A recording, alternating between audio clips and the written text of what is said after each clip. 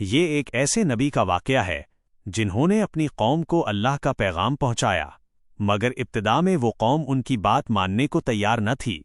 یہ ایک ساحلی بستی تھی جہاں لوگ دنیا میں مگن تھے، وہ اللہ کو بھول چکے تھے اور اپنی خواہشات کے پیچھے چل رہے تھے۔ اللہ نے ان کی ہدایت کے لیے حضرت یونس علیہ السلام کو بھیجا۔ حضرت یونس علیہ السلام نے انہیں بار بار سمجھایا کہ اللہ کی عبادت کرو اور برائیوں سے باز آ جاؤ۔ انہوں نے نرمی سے بھی سمجھایا اور سختی سے بھی، دن میں بھی اور رات میں بھی، مگر قوم نے انکار کر دیا۔ لوگ ان کا مذاق اڑاتے، ان پر ہنستے اور کہتے کہ ہم تمہاری بات نہیں مانیں گے۔ حضرت یونس علیہ السلام اس بات سے بہت دکھی ہوئے، اور ایک وقت ایسا آیا کہ وہ قوم کو چھوڑ کر چلے گئے، بغیر اللہ کے حکم کا انتظار کیے۔ وہ سمندر کی طرف روانہ ہوئے اور ایک کشتی میں سوار ہو گئے۔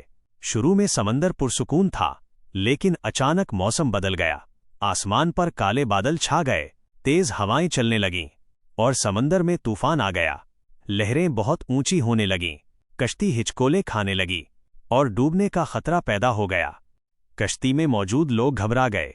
انہوں نے سامان سمندر میں پھینکنا شروع کر دیا تاکہ وزن کم ہو جائے۔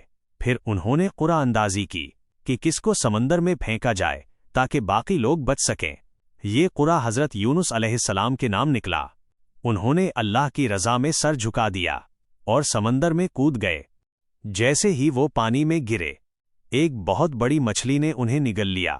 اب وہ گہرے اندھیرے میں تھے، سمندر کا اندھیرا، رات کا اندھیرا اور مچھلی کے پیٹ کا اندھیرا۔ یہ ایک ایسا لمحہ تھا جہاں کوئی مددگار نہیں تھا، صرف اللہ ہی تھا۔ حضرت یونس علیہ السلام کو اپنی جلد بازی کا احساس ہوا۔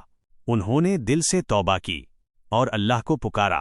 انہوں نے دعا کی، لا الہ الا انت سبحانک انی کنت من الظالمین، یعنی اے اللہ، تیرے سوا کوئی معبود نہیں، تو پاک ہے، بے شک میں ہی خطا کار تھا۔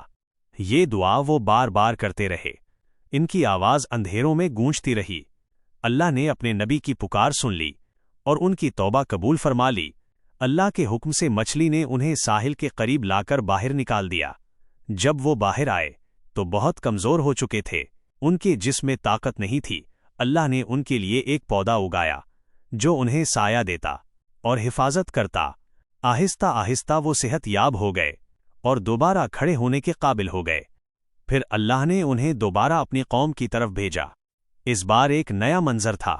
ان کی قوم نے اللہ کا عذاب قریب دیکھ لیا تھا اور وہ سب توبہ کر چکے تھے۔ انہوں نے حضرت یونس علیہ السلام کی بات مان لی اور سب اللہ کی طرف لوٹ آئے۔ یوں وہ قوم بچ گئی اور اللہ نے انہیں معاف فرما دیا۔ حاصل سبق: یہ واقعہ ہمیں یہ سکھاتا ہے کہ اللہ ہمیشہ اپنے بندوں کی توبہ قبول کرتا ہے، چاہے وہ کتنی ہی بڑی غلطی کیوں نہ کر لیں، اگر وہ سچے دل سے معافی مانگیں۔ اور یہ بھی کہ اللہ کے نبی ہمیشہ صبر اور حکمت کے ساتھ کام لیتے ہیں، اور اللہ پر بھروسہ کرنے والا کبھی اکیلا نہیں ہوتا۔